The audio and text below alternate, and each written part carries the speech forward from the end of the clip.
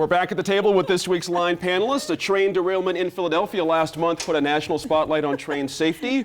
Commuter trains across the country were already facing a deadline to upgrade their safety systems. And here in New Mexico, we learned this week that there are no funds set aside to make those upgrades to the Rail Runner Express. Now, debate over the Rail Runner is not new. Politicians have been arguing about this one since the train was constructed.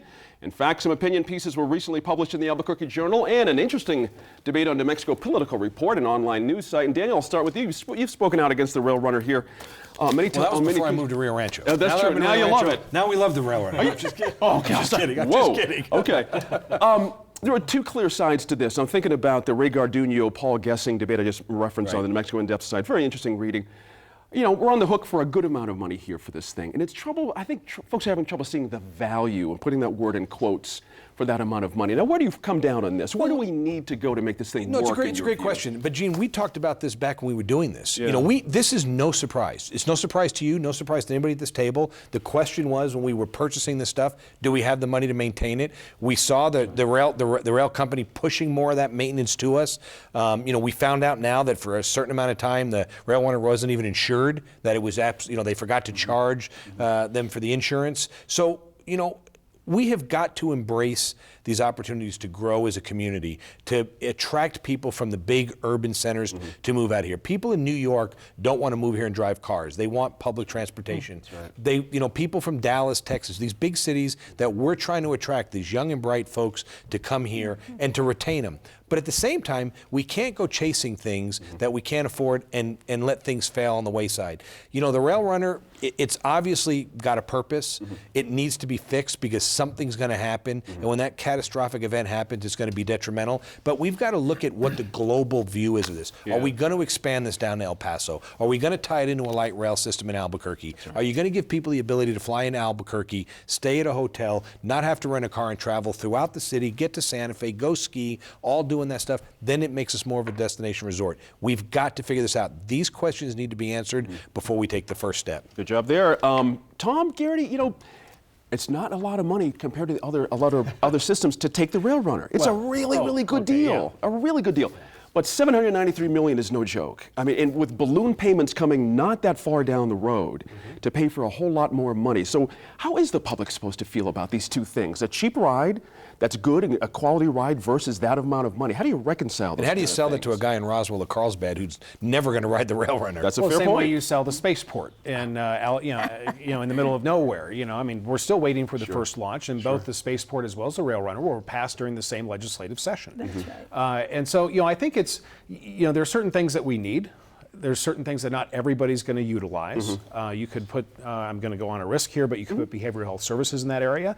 Not everybody in the state is going to be able to utilize behavioral health services, although they couldn't handle everybody. or that's a whole other kind of discussion. But, you know, when you talk about selling this, it's very difficult because you have mandates, federal mandates, and then you have unfunded federal mandates. And it's that unfunded part that's really causing the heartburn here. Overall, I think the Rail Runner is a great idea. And I think that, you know, regardless of whether people like it or not, the state is in until it's paid off in about 20 years. That's right. And so how do we make the best of it? Is that where we should be, the long view here? Yeah, Have we lost our long view? We got no choice, though. You got no choice. What are you going to shut it down? You can't shut it down and Some people would be very happy with but you can't stop paying for it. I mean, that's true. That's true. But it provides a great service, and I think that they've done a lot of really clever things, including the cards for veterans as far as the free rides. That's right. You know, that's good because it not only just helps the veterans, but other people that they want to bring on with them. They're still paying. That's right. Senator, you know, you were there, as they say.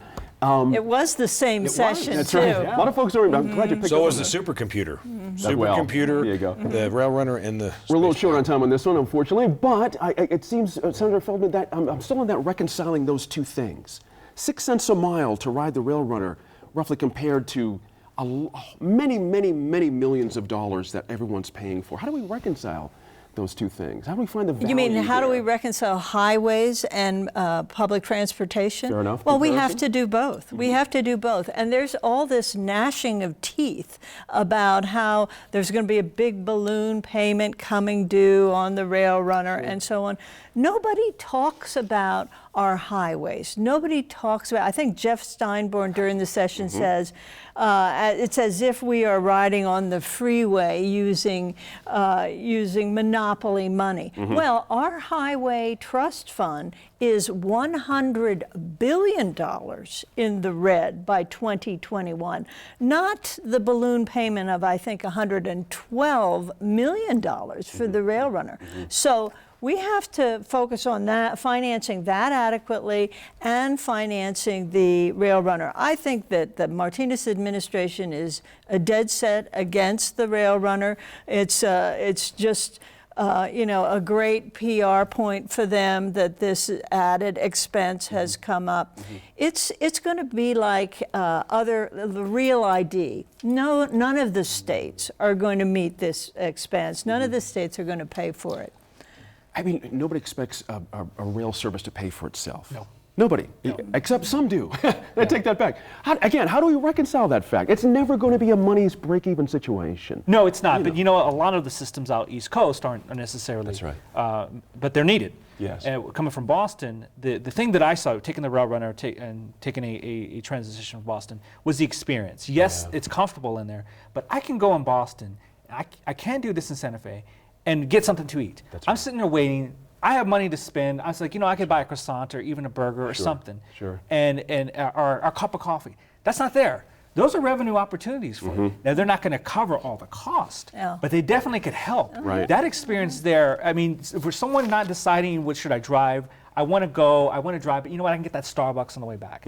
Well, if you can do that with the Rail Runner and have that experience and drop some of these rules where you don't eat or take photos and so forth. That's right. That's a little bit different. We took a gene with my family. We went up there, never been on it before. Got off. We went to eat at Tomasita's. Walked around a little bit, and then there was nothing else to do. There was no way to get anywhere else unless you wanted to get on a bus and ride. Not on Sundays. Not when you've already done this stuff. You couldn't get out to the mall. You couldn't get out to do any of the shopping things that you wanted to go do up there. You walked down Cerritos to the mall.